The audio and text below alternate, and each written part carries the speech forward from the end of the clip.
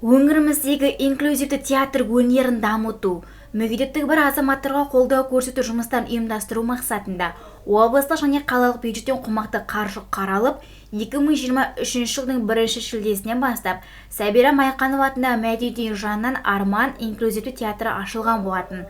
Қазіргі таңда инклюзив театрында 8 ерекше жан актер. Бүгінде театр ұжымының қуырдақ дайын атты екінші спектаклінің көрермен назарына ұсынылды. Біз былтырдан бері құралған мәдениет үйінің жанынан құралған өзімізше инклюзивный театрымыз. Бұл екінші премьера десек те болады. Былтыр бір премьера қойғанбыз. Бірақ арасында енді басқа да қойылымдар бар. Бірақ именно осы премьера, осы енді қоятынымыз Қалтай Мұхамеджановтың «Қуырдақ дайын» деген спектаклі. Бұл спектакльдің мәтіні комедиялық. Бұл кезіндегі, совхоз кезіндегі 70-80 жылдардағы бір үлкен кісінің өзінің балдызын бастықтың орынбасарына үйлендіргісі кеп, соған лыпылдап соның жағдайын жасап жүреді.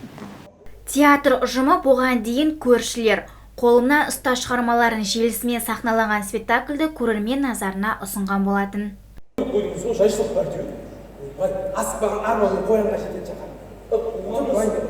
Оғанымыз қоян болса өкініш жоқ қой.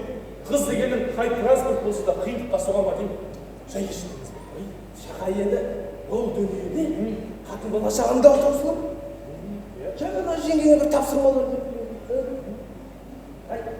Сенің бай жалпы мінезі неше адам? Аружан Серікбай, Нұрдәулет Шадымұрат, Индира Райсова, Қызылорда қоғамдық телеарнасы.